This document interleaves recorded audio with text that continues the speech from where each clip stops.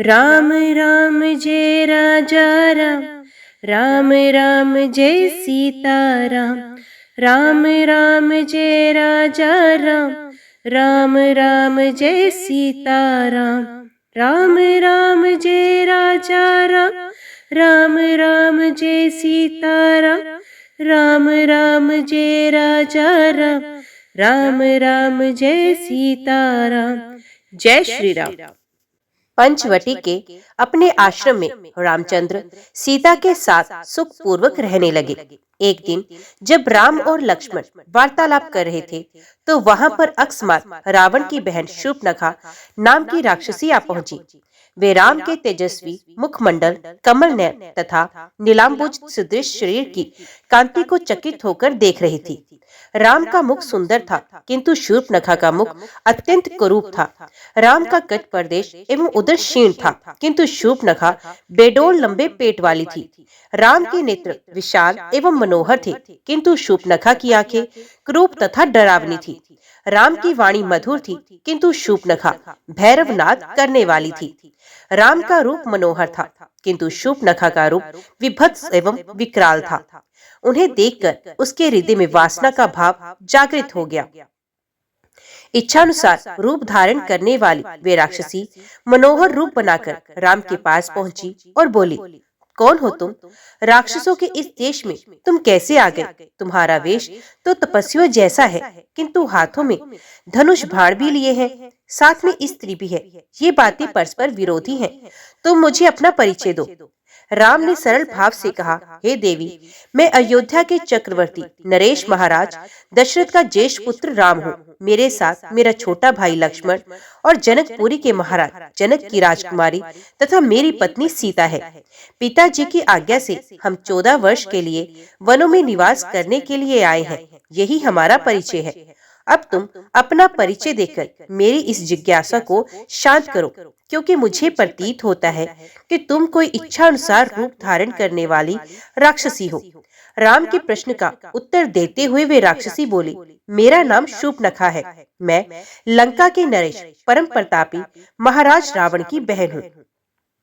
समस्त संसार में विख्यात विशालकाय कुंभकर्ण और परम नीतिवान विभीषण भी मेरे भाई हैं। ये सब लंका में निवास करते हैं। पंचवटी के स्वामी अत्यंत पराक्रमी खर और दूषण भी मेरे भाई हैं। संसार में शायद ही कोई वीर ऐसा होगा जो इन दोनों भाइयों के साथ समर भूमि में युद्ध करके उन्हें पराजित कर सके। मैं सर्व प्रकार से संपन्न हूँ और अपनी इच्छा तथा शक्ति से समस्त लोकों में विचरण कर सकती हूँ। ये तुम्हारी पत्नी सीता मेरी दृष्टि में कुरूप, ओशी, विकृत मानवी है और तुम्हारे योग्य नहीं है। अब तुम मेरे पति बन जाओ, मैं ही तुम्हारे अनुरूप हूँ। इस अबला सीता को लेकर तुम क्या करोगे? तुम्हारी भार्या बनने के पश्चात मैं तुम्हारे भाई और सीता को खा जाऊंगी और तुम्हारे साथ विचरण करूंगी। उसके प्रस्ताव के उत्तर में राम मुस्कुराते हुए बोले, भद्रे, तुम देख रही हो कि मैं विवाहित हूँ और मेरी पत्नी मेरे साथ है। हाँ, मेरा भाई लक्ष्मण यहाँ अकेला है। वे सुंदर, शीलवान एवं बल पराक्रम से संपन्न है। यदि तुम चाहो तो उसे सहमत करके उससे विवाह कर सकती हो। राम का उत्तर सुनकर शूर्पणखा ने लक्ष्मण के पास जाकर कहा, हे राजकुमार, तुम सुंदर हो और मैं युवा हूँ। तुम्हारे इस सुंदर रूप के योग्य मैं ही हूँ। अतः मैं ही तुम्हारी परम सुंदरी भार्या हो सकती हूँ। मुझे अंगीकार कर लेने पर तुम मेरे साथ इस दंडकारण्य में सुखपूर्वक विचरण कर सकोगे। शूर्पणखा के इस विवाह प्रस्ताव को सुनकर वाक्पटु लक्ष्मण ने कहा, सुंदरी, मैं राम का एक तुच्छ सा दास हूँ। मुझसे विवाह करके तुम केवल दासी कहलाओगी। अच्छा यही है कि तुम राम से ही विवाह करके उनकी छोटी भार्या बन जाओ। तुम्हारा रूप सौंदर्य उन्हीं के योग्य है। लक्ष्मण के प्रयास को ना समझकर शूर्पणखा ने उसे अपनी प्रशंसा समझा। वे पुण्य राम के पास जाकर क्रोध से बोली, हे राम, इस कृपा सीता के लिए तुम मेरा विवाह प्रस्ताव अस्वीकार करके मेरा अपमान कर रहे हो। इसलिए पहले मैं इसे ही मारकर समाप्त किए देती हूँ, फिर तुम्हारे साथ विवाह करके मैं अपना जीवन आनंद पूर्वक व्यतीत करूंगी।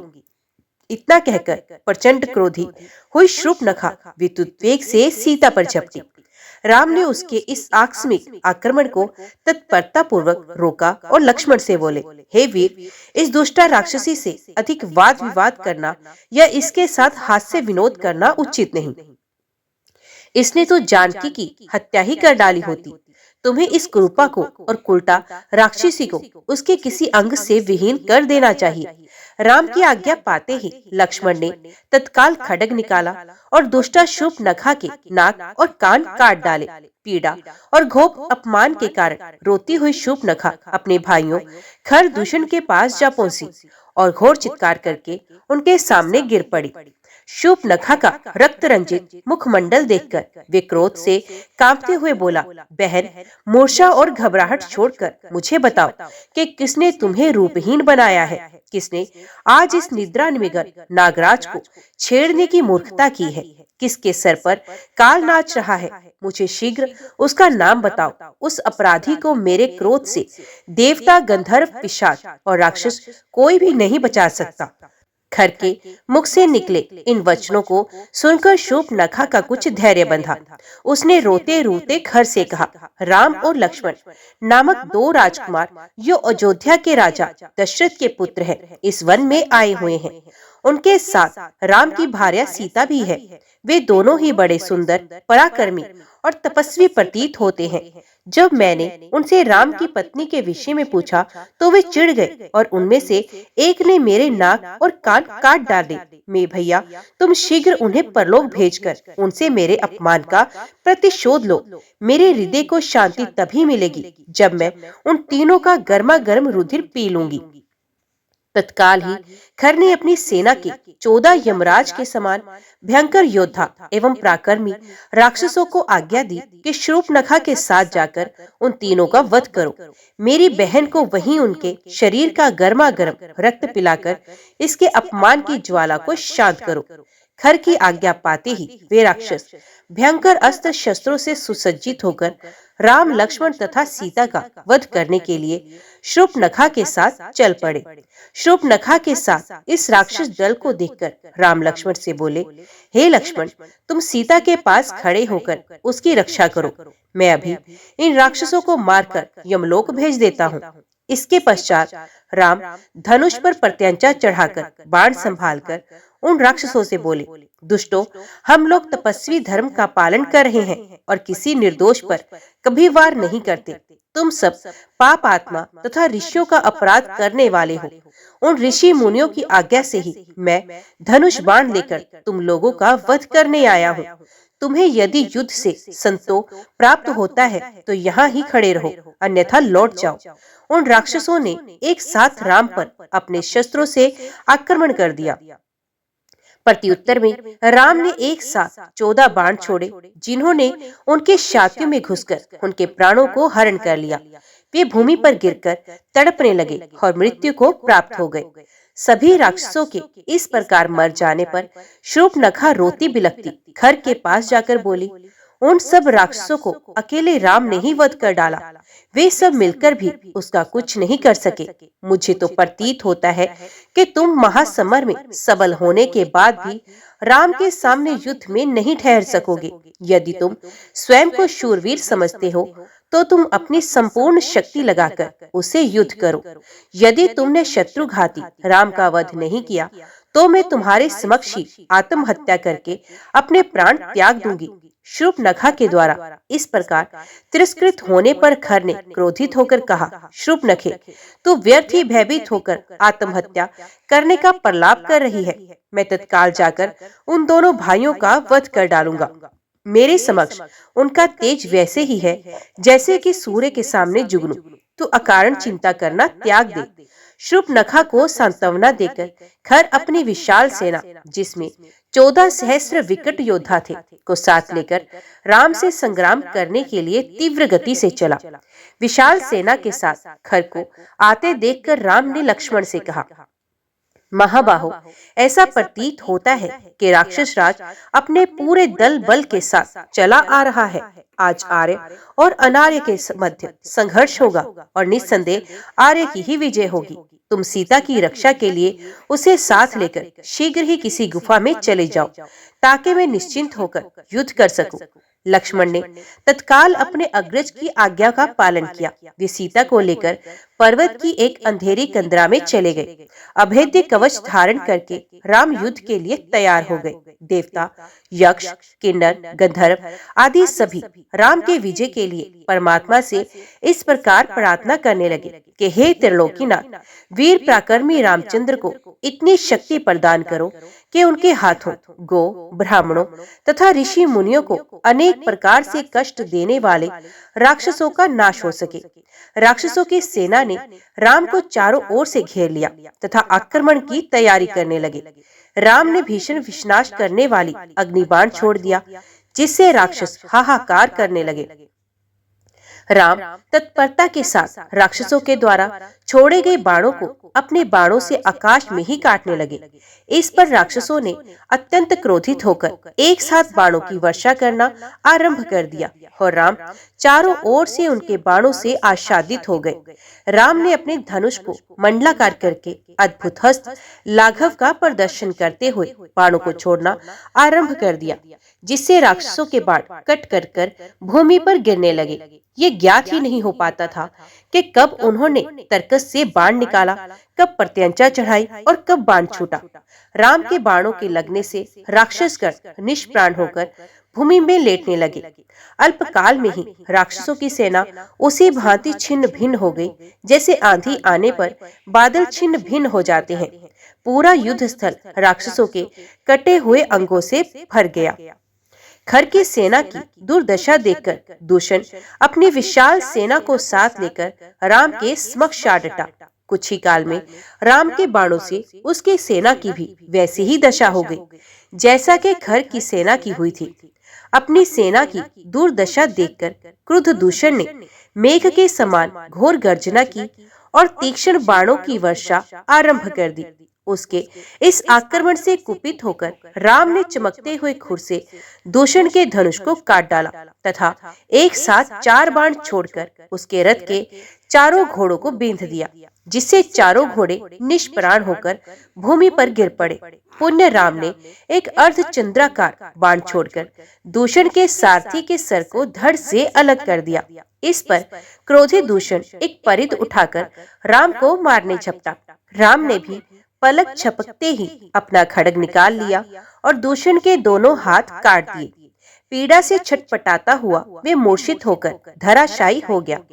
दूषण की ऐसी दशा देखकर सैकड़ों राक्षसों ने एक साथ राम पर आक्रमण किया।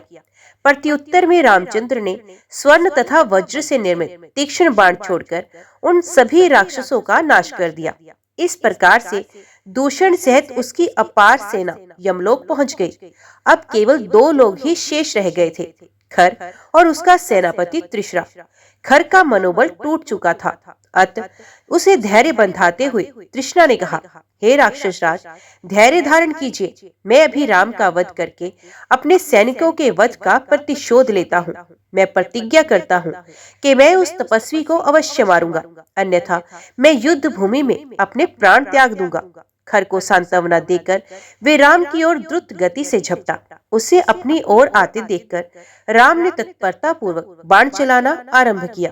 राम के बाणों से त्रिशरा के सारथी, घोड़े तथा ध्वजा कट गए।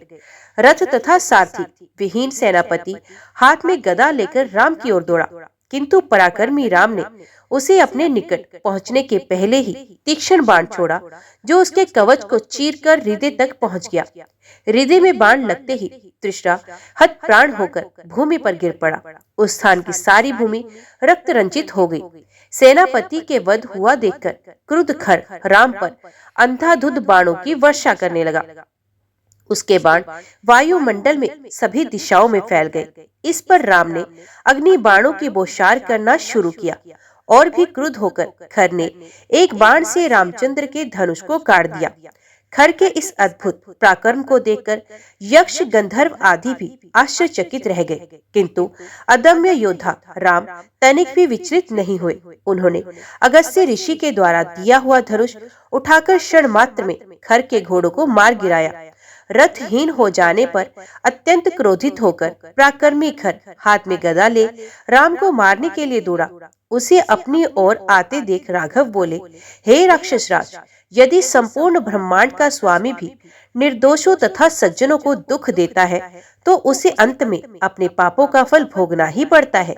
तुझे भी निर्दोष ऋषि मुनियों को भयंकर यातनाएं देने का परिणाम भुगतना पड़ेगा। मैं तुझ जैसे अधर्मी दुष्ट दानवों का विनाश करने के लिए ही वन में आया हूँ। अब तेरा भी अंतिम समय आ पहुंचा है। अब किसी भांति तू बच नहीं सकता।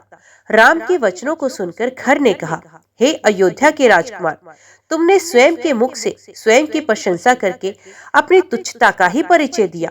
इसमें तुम में इतना सामर्थ्य नहीं कि तुम मेरा वध कर सको। मेरी ये गदा आज ये तुम्हें चिर निद्रा में सुला देगी। इतना कहकर खर ने अपनी शक्तिशाली गदा को राम के हृदय का लक्ष्य करके फेंका। राम ने एक ही बाण से उस गदा को भी काट दिया और एक साथ अनेक बाण छोड़कर खर के शरीर को शत विशत कर दिया। शत विशत होने पर भी खर क्रुद्ध सर्प की भांति राम की ओर झपटा। उसे अपनी ओर लपकते देखकर राम ने अगस्त्य मुनि द्वारा दिए गए एक ही बाण से खर का हृदय चीर डाला। भयानक चित्कार करता हुआ खर विशाल पर्वत की भांति धराशायी हो गया और इसकी इहिल्ला समाप्त हो गई। राम के विजय पर ऋषि मुनि तपस्वी आदि उनकी जय जयकार करते हुए उन पर पुष्प वर्षा करने लगे। उन्होंने राम की भूरी भूरी प्रशंसा करते हुए कहा, हे राघव, आपके इस महान उपकार को दंडक वन के निवासी तपस्वी कभी नहीं भुला सकेंगे। इन राक्षसों ने अपने विप्लव से हमारा जीवन, हमारी तपस्या, हमारी शांति सब कुछ नष्ट प्राय कर दिए थे। आज से हम लोग आपकी कृपा से निर्भय और निश्चित हो गए हैं। परमपिता परमात्मा आपका कल्याण करे। आशीर्वाद देकर वे अपने अपने निवास स्थानों को लौट गए। लक्ष्मण भी सीता को गिरि कंदरा से लेकर लौट आए। अपने महाप्रकर्मी पति की शौर्य गाथा सुनकर सीता का हृदय गदगद हो गया। खर दूषण का वध हो जाने पर खर के एक अकंपन नामक सैनिक ने, जिसने किसी प्रकार से भागकर अपने प्राण बचा लिए थे, लंका में जाकर रावण को खर की सेना के नष्ट हो जाने की सूचना दी। रावण के समक्ष जाकर वे हाथ जोड़कर बोला, हे लंकेश, दंडकारण्य स्थित आपके जन स्थान में रहने वाले आपके भाई खर और दूषण तथा उनके 14 सहस्त्र सैनिकों का वध हो चुका है। किसी प्रकार से अपने प्राण बचाकर मैं आपको सूचना देने आया हूँ। ये सुनकर रावण को भारी क्रोध आया। उन्होंने कहा, कौन है जिसने मेरे भाइयों का सेना सहित वध किया है? मैं अभी उसे नष्ट कर दूंगा। तुम मुझे पूरा वृत्तांत बताओ। अकंपन ने कहा, हे लंकापति, अयोध्या के राजकुमार राम ने अपने पराक्रम से अकेले ही सभी राक्षस वीरों को मृत्यु के घाट उतार दिया। इस समाचार को सुनकर रावण को आश्चर्य हुआ और उसने पूछा, खर को मारने के लिए क्या देवताओं ने राम की सहायता की? अकंपन ने उत्तर दिया, नहीं प्रभु, देवताओं से राम को किसी प्रकार की सहायता नहीं मिली। ऐसा उसने अकेले ही किया। वास्तव में राम तेजस्वी, शक्तिवान और युद्ध विद्या में पारंगत योद्धा है। खर जैसे रणबांकुरे जिसकी एक गर्जना से सारे देवता कांप जाते थे, उसको उनकी शक्तिशाली सेना सहित उसने खेल ही खेल में समाप्त कर दिया। उसका रण कौशल देखकर मुझे प्रतीत होता है कि आप अपनी संपूर्ण सेना के साथ युद्ध करके भी उसे परास्त नहीं कर सकेंगे। मेरे विचार से उस पर विजय पाने का एक ही उपाय है। उसके साथ उसकी अत्यंत रूपवती, लावण्यमयी और सुकुमारी पत्नी भी है। राम उसे बहुत प्रेम करता है। वे अपनी पत्नी के बिना एक पल भी नहीं रह सकता। मेरा विश्वास है, यदि आप किसी प्रकार उसका अपहरण करके ले आए, तो राम उसके वियोग में स्वयं ही मर जाएगा। लंकेश, रावण को अकंपन का ये प्रस्ताव सर्वथा उचित प्रतीत हुआ। तत्काल ही वे अपने दिव्य रथ पर सवार हो आकाश मार्ग से उड़ता हुआ अपने परम मित्र मारीच के पास पहुंचा। बिना किसी पूर्व सूचना के रावण को अपने सम्मुख पाकर मारीच बोले, हे लंकापति, आज अचानक ही आपके यहाँ आने का क्या प्रयोजन है? आपकी इतनी हड़बड़ी देखकर मेरे मन में नाना प्रकार की शंकाएं उठ रही हैं। लंका में सब कुशल तो है ना?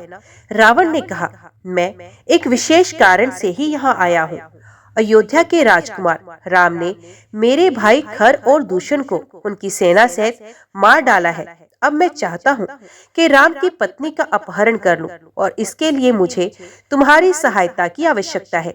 सीता के वियोग में राम बिना युद्ध किए ही तड़प तड़प कर मर जाएगा और मेरा प्रतिशोध पूरा हो जाएगा।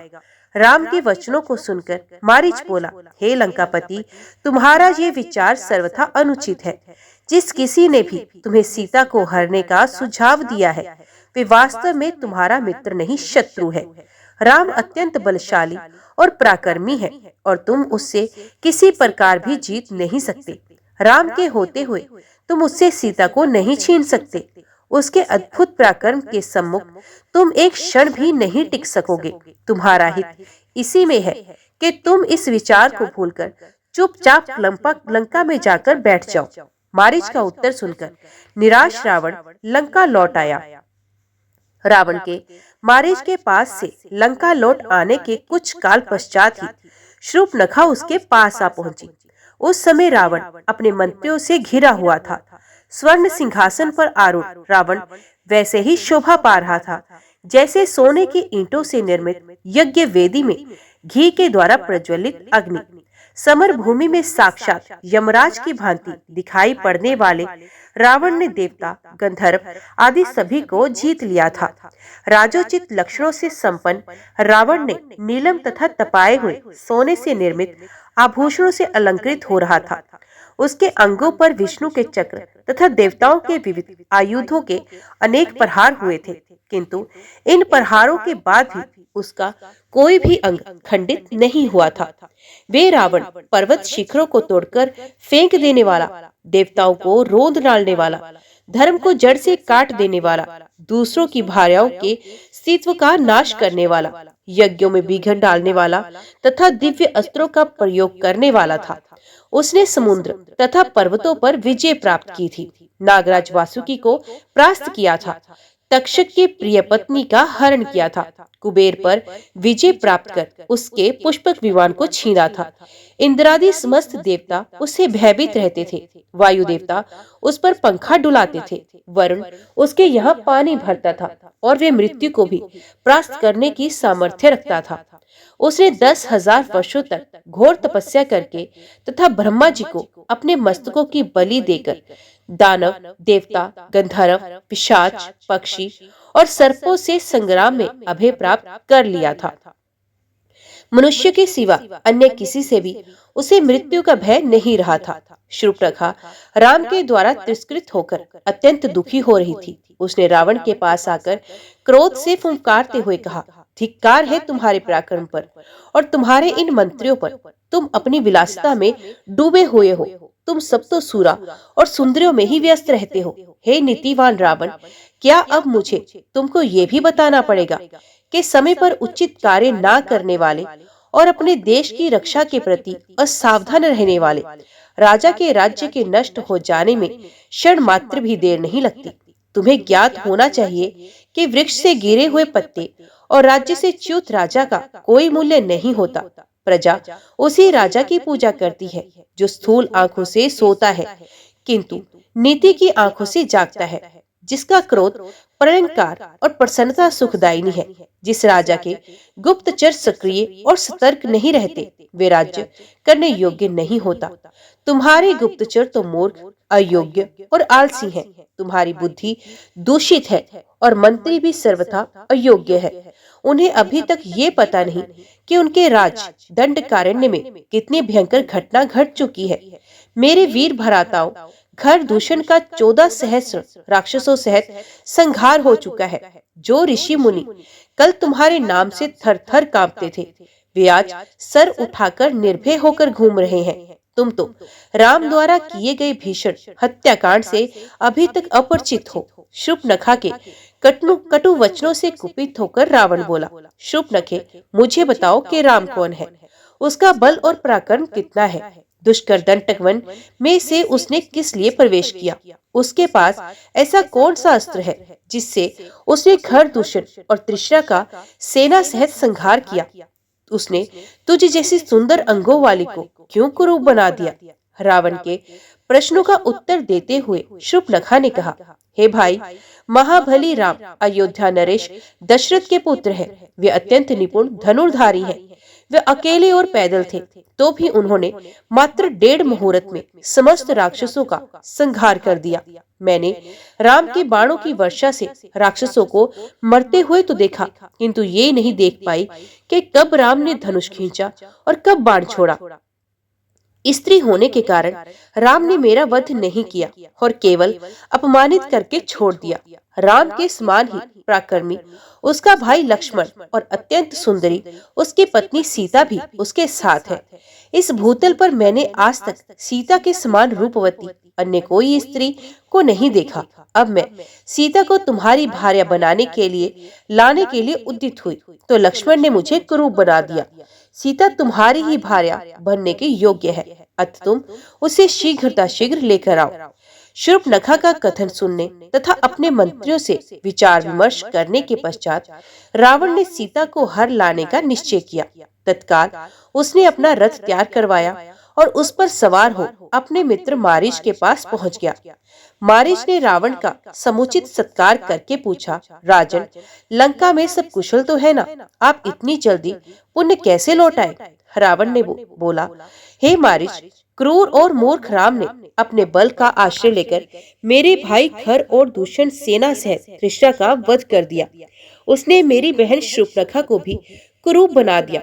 तुम मेरे मित्र हो, मित्र ही संकट के समय मित्र की सहायता करता है।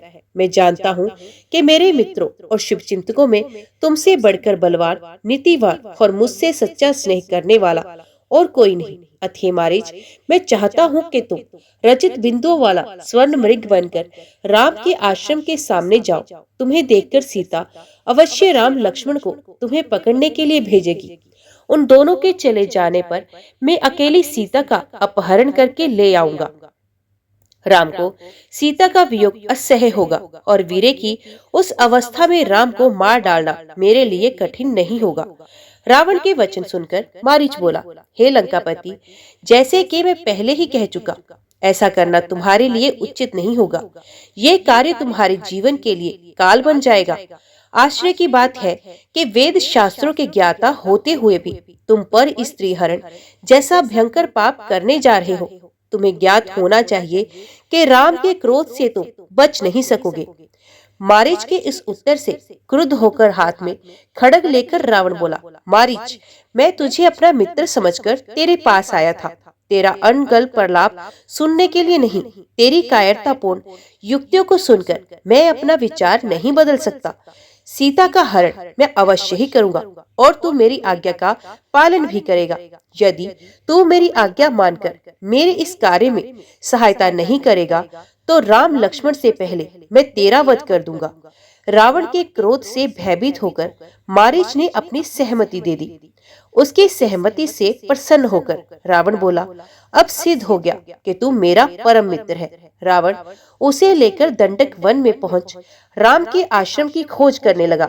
जब आश्रम मिल गया तो मारीच ने रावण के निर्देश अनुसार मृग का रूप धारण कर लिया और आश्रम के निकट विचरण करने लगा। इस अद्भुत स्वर्णिम मृग की शोभा देखकर सीता आश्चर्यचकित रह गई और विस्मित होकर उसके पास पहुंची। मायावी मारीच ने अपनी मृग सुलभ क्रीड़ाओं से सीता का मन मुग्ध कर लिया। सीता की इच्छा इस अद्भुत मृग को पकड़कर आश्रम में रखने की हुई। अतः राम को पुकारते हुए बोली, हे आर्यपुत्र, आप और लक्ष्मण शीघ्र आइए। देखिए कितना सुंदर और अद्भुत स्वर्ण मृग यहाँ विचरण कर रहा है। उस माया मृग को देखकर लक्ष्मण को संदेह हुआ और उन्होंने राम से कहा, तात, मुझे ऐसा प्रतीत होता है कि हमें छलने के लिए इस मृग के रूप में स्वे इच्छा रूपधारी मारीच ही आया है। हे जगतपति, इस भूतल पर कहीं भी ऐसा विचित्र रतन में मृग नहीं है। अतः निस्संदेह ये माया ही है। लक्ष्मण को बीच में ही रोकते हुए सीता राम से बोली, हे नाथ, ये मृग अत्यंत सुंदर है। इसने मेरे मन को मोह लिया है। आप अवश्य ही इसे पकड़ कर लाइए। जब हम वनवास समाप्त करके अयोध्या लौटेंगे तो ये हमारे प्रसाद की शोभा बढ़ाएगा। यदि ये जीवित न पकड़ा जा सके तो इसे मारकर मृगशाला ही ले आइए। मैं उस पर आपके साथ बैठना चाहती हूँ। सीता के आग्रह को देखकर राम लक्ष्मण से बोले, हे लक्ष्मण, निस्संदेह इस मृग का रूप अत्यंत मनोहर एवं आकर्षक है। यदि ये पकड़ा भी नहीं भी गया तो मारा तो अवश्य ही जाएगा। इसमें भी संदेह नहीं कि इसकी मृगशाला मनोहारी होगी। सीता का आग्रह पूर्ण करने के लिए इसे अवश्य ही पकड़ना चाहिए। तुम्हारी शंका के अनुसार यदि ये राक्षसी माया है तो भी इस राक्षस को मारना उचित ही होगा।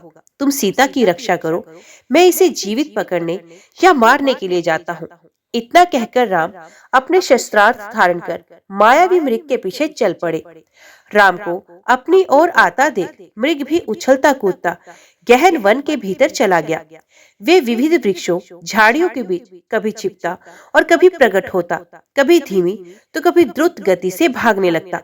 उसका पीछा करते करते रामचंद्र आश्रम से बहुत दूर निकल गए। अंततः मृग के दृष्टिगत होते ही क्रुद्ध होकर राम ने एक तीक्ष्ण बाण छोड़ा जो मारीच के हृदय तक पहुंच गया। बाण लगते ही मारीच अपने असली वेश में धराशायी हो गया और राम के स्वर में हाय सीते, हाय लक्ष्मण चित्कार करते हुए मर गया। उस राक्षस के मृत शरीर को तथा उसका अपने स्वर में चित्कार करना देखकर राम को लक्ष्मण का कथन स्मरण हो आया। वास्तव में ये मारीच की माया ही निकली। उन्हें चिंता होने लगी कि मेरे स्वर में किए गए चित्कार को सुनकर सीता की क्या दशा होगी। उन्हें किसी अनिष्ट की आशंका होने लगी और वे द्रुत गति से आश्रम की ओर लौट पड़े। इधर जब सीता ने अपने पति के स्वर में हाय सीते, हाय लक्ष्मण सुना तो उन्होंने व्याकुल होकर लक्ष्मण से कहा, हे लक्ष्मण, प्रतीत होता है कि तुम्हारे भैया अवश्य ही किसी संकट में पड़ गए हैं। तुम शीघ्र जाकर उनकी सहायता करो। उनके दुख भरे शब्द सुनकर मेरा हृदय चिंता से बहुत घबरा रहा है। आशंका से आतुर सीता के वचन सुनकर लक्ष्मण बोले, हे आर्य, इस प्रकार मैं आपको अकेला छोड़कर नहीं जा सकता। भैया ने आपकी रक्षा का भार मुझे सौंपा है। आप धैर्य धारण करें, भैया अभी ही आते होंगे। दुखी होकर सीता बोली, लक्ष्मण, ऐसा प्रतीत होता है कि तुम भाई के रूप में उनके शत्रु हो, इसलिए उनके ऐसे आर्त स्वर सुनकर भी उनकी सहायता के लिए नहीं जाना चाहते। जब उनको ही कुछ हो गया तो मेरी रक्षा से क्या लाभ। इस प्रकार कहते हुए उनके नेत्रों से अश्रु धारा बहने लगी।